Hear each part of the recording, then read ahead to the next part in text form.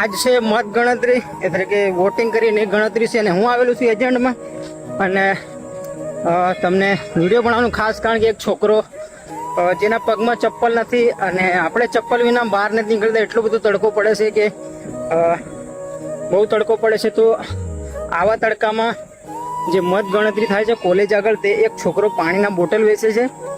તો એના જોડે ચપ્પલ નથી. મેં એને પૂછ્યું તારા ચપ્પલ કઈ? તો એને કીધું કે મારા જોડે ચપ્પલ નથી. હું એજન્ટમાં આવેલો છું, અહીંથી બહાર કોઈ નીકળવા નથી દેતા. તો પણ મેં કોશિશ કરી અને બજારમાં જઈને એ છોકરા માટે ચપ્પલ લીધા.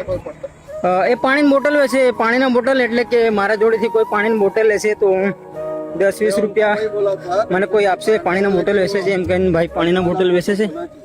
તો કહીને મેં કોશિશ કરી અને દુકાને જઈને ચંપલ એ માટે લીધા છે આપણે. તો એ છોકરાને પહેરાવશું અને જોઈએ એને ખુશી. તો વિડીયોમાં બન્યા રહેજો. તો ફાઇનલી આપણે છોકરા જોડે આવી ગયા છે જેના જોડે ચપ્પલ નથી.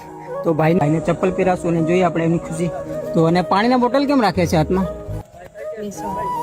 જો ભાઈની જવાબદારી દેખો કે આટલી ઉંમરમાં આ માણસો જોઈ શકો કે કોઈને તરસ લાગશે તો મારા જોડે લેશે અને પીશે. તો 10-20 રૂપિયા આપશો તો એનાથી ખુશ થશે. તો ભાઈ પાણીની બોટલ વેચે છે, તમે જોઈ શકો છો. તો ભાઈ જોડે ચપ્પલ નથી અને મને એ વાતનું દુઃખ થયું. તો હું બજારમાં જઈને ભાઈ માટે ચંપલ આવે છે તો એને પહેરાવી આપણે ચપ્પલ. તો પછી જોઈએ ભાઈને ખુશી. વિડીયોમાં બન્યા રહેજો.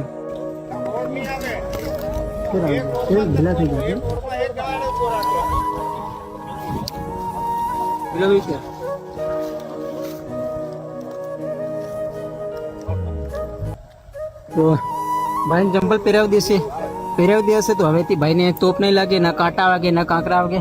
તો કંઈ નહીં, આપણો વિડીયો વધુમાં વધુ શેર કરી દેજો જેથી કરીને વિડીયો બનાવવાનું બધા લોકો કહેશે વિડીયો બનાવાય નહીં. તો પણ વિડીયો બનાવવાનું એ કારણ કે આપણને જોઈને બીજા 2-5 માણસો શીખે અને આવા લોકોની મદદ કરે. તો ભાઈને આપણે ચપ્પલ પહેરાવી દેશે તો ભાઈ ખુશ થઈ ગયા છે. તો કંઈ નહીં, વિડીયોને વધુમાં વધુ શેર કરી દેજો અને